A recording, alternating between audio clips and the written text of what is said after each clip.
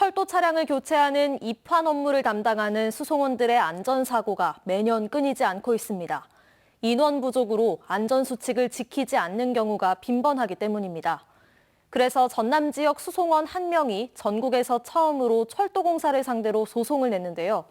그런데 명백한 증거가 있는데도 석연찮은 이유로 기소조차 되지 않았습니다. 자세한 내용 조희원 기자가 취재했습니다. 화물 차량이 정차된 철로에 입환용 기관차 한 대가 들어옵니다. 헬멧을 쓴 수송원들이 차례차례 차량을 연결합니다. 차량을 분리하고 연결하는 이른바 입환 작업을 하는 모습입니다. 철로 위에서 진행되는 입환 작업은 사고 위험이 높기 때문에 최소한 2명 이상 작업하는 게 원칙입니다. 하지만 지난 2017년 5월 29일 순천역에 근무하는 철도 수송원 A씨는 열차 11량을 그것도 캄캄한 새벽 3시에 혼자서 연결했습니다.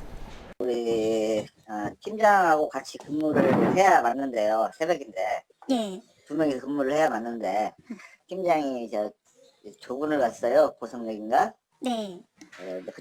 그쪽에 사람이 없어서 일하러 가시고 혼자 근무를 했었어요. 당시 철도노조 명예산업감독관이었던 유균 씨는 이 같은 사실을 알고 고용노동청에 공사 측을 고발했습니다.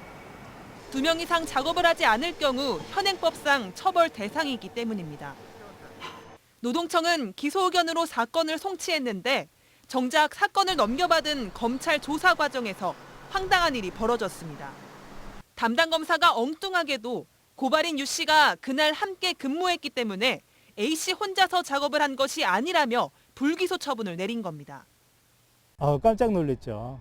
깜짝 놀래고 이해가 안 가요, 도대체. 내가 그날 더군다나 공가를 썼어요. 근무를 안 했단 말이에요. 근데 거기에 뻐젓이 근무를 해서 위반되지 않았다라고 그렇게 쓰여 있잖아요.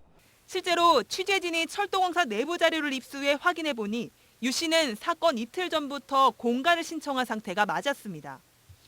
담당 검사가 송치받은 사건의 내용을 제대로 이해하지 못했거나 기본적인 수사도 하지 않은 채 봐주기를 했다고 의심이 갈 수밖에 없는 대목인 겁니다. 하지만 이에 대해 순천지검은 새로운 증거 없이는 처분을 번복하기 어렵다는 원론적인 답변만 내놨습니다. 대검 역시 지난달 말 이 사건에 대해 최종적으로 불기소 결정을 내렸습니다. 이처럼 명백한 증거를 검찰이 외면한 지난 3년 동안 입환 작업을 하다 숨지거나 다친 수송원은 확인된 숫자만 모두 18명입니다. MBC 뉴스 조희원입니다.